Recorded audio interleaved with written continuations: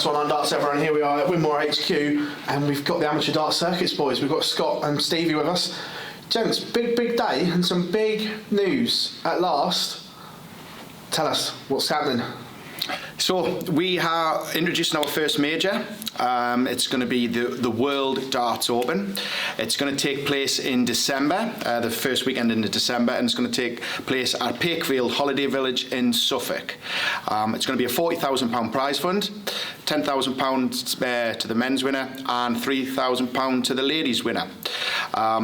The event itself, it's going to be a little bit unique and a bit different from what's out there. It's going to be a round-robin stage for the earlier stages, and then a knockout for later on. The men's is going to be capped at 256 players, and the ladies capped at 64. On top of that will be international qualifiers made up from the UK ranking table, the tour winners, different parts of the world, for as far as Australia, and they will make up 32 seeds as well as 8 seeds for the ladies.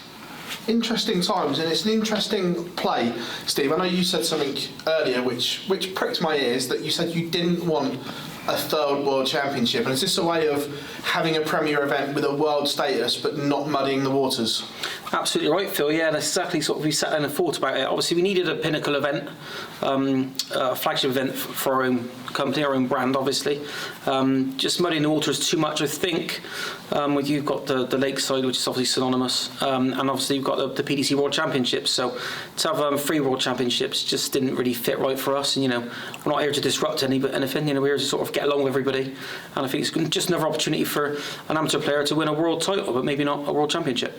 And again, just touching on the things you said there, keeping it real to the amateur game as well. Multiple games, it's not just rock up once and if you lose, you're done. You get multiple opportunities to play. Was that something that was important? Oh yes, as we've touched on before, in many of our concepts now, we're looking at multiple games for your money, value for your money. People want to go out and play as much darts as possible. We've taken that from COVID. People were playing online darts a lot, playing multiple games a night. So we've tried to use that, take it into, and again, it's unique, it's different than what's out there, and anyone can enter. Big thing as well, the ladies is being introduced to the amateur dart circuit as well. I know we spoke previously to the pair of you about it was coming, bear with us. Mm-hmm. Is this a real breakthrough moment that you've introduced the ladies format to this as well?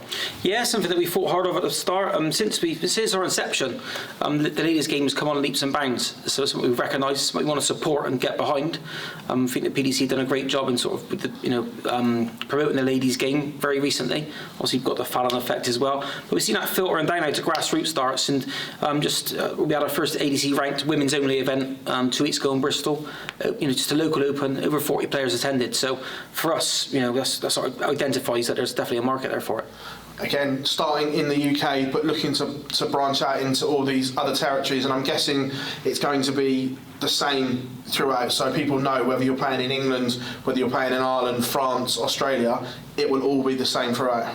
Yeah, that's the idea. So our structure was, we've changed our minds a few times in the UK market, and what's important for us before we roll out anywhere else is we get things right, and we're not afraid to take risks or make mistakes. And I think as a future sort of a company that's looking to be around in 20, 30 years time, then I think make your mistakes early. The timing as well. Obviously, going early December, is that a little play on building up to the PDC Worlds, that maybe getting on some of that interaction early, because we know that the PDC Worlds is the biggest event in our sport and it starts generating a lot of interest early. Putting it there is a good time. You can just get on that little wave. I think it's a great time to put it on, personally.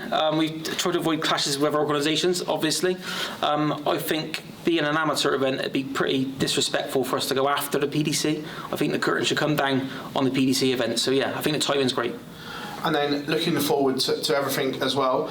The MAD structure is obviously gone, but you're still taking a lot from it, especially you, Steve. What did you learn from that, and what have you put right going forward into the ADC? I've learned, obviously, my sort of background is the JDC, and youth darts and junior darts is a completely different animal to the adult amateur game, for example. So I think we, with all the best intentions in the world, we didn't realise what we were up against, if I'm honest. So we learned this time to go. I spoke to Scott at length when we launched the ADC, and we just felt slowly but surely, just go a bit slower this time, not overpromise and try and over-deliver. And then for you, Scott, obviously the first ranking events happened up in your neck of the woods. Have you had time to digest that, how that all went, and what have you taken from that? The first and foremost is the demand. There is a lot more demand now coming out of COVID, and using the system dartsatlas.com, where you can find everything to do with ADC and all your local open rankings, is just there's more people wanting to play the game. There's more people registering online. A lot of the time, I would know 99% of the people turning up to any of my competitions now. You know, I'm meeting so many new faces, and which is brilliant for the game, and brilliant for the global game as well. Going forward, the model, the plan, in 5 years, where would you like this? I think in 5 years' time, I think we'll be in at least 5 or 6 territories. You know, we've got the four-legged chair approach, which, you know, we can talk about another time. But yeah, so what we're polishing up everything in the UK first. We've got some amazing people around the world willing to take on, you know, our model. They're chomping at the bit, if I'm honest, but we're just a little bit hesitant of letting them go yet. Let's make sure that we absolutely nail this first in the UK. And again, one topic that often comes up is the belt system.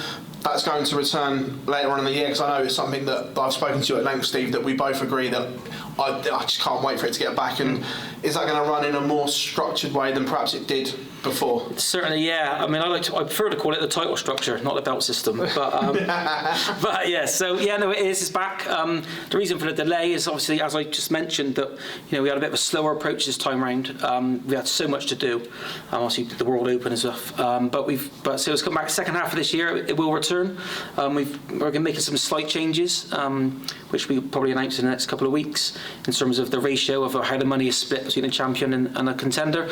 But apart from that, yeah, it's pretty much exactly the same model, and we're really looking forward to it. And from both of you, just using obviously the Darts Atlas system and embracing technology, do you both feel this gives you a massive step and advantage over anyone else, apart from the PDC, obviously, because they do what they do, but anyone below the PDC, embracing technology, does that give you a huge advantage over everyone? I think so. I think that the fact we've embraced it, and, you know, we understood we were up against it. It was a big transition from using a whiteboard to tablets, so it was a bit of a gamble for us. But I can safely say that anybody that's touched the tablets or played one of our events has thoroughly enjoyed it, and I think they would be very reluctant to go back to chalkboards. Gentlemen, pleasure as always, and we look forward to the development. Cheers, Phil. Cheers, Phil.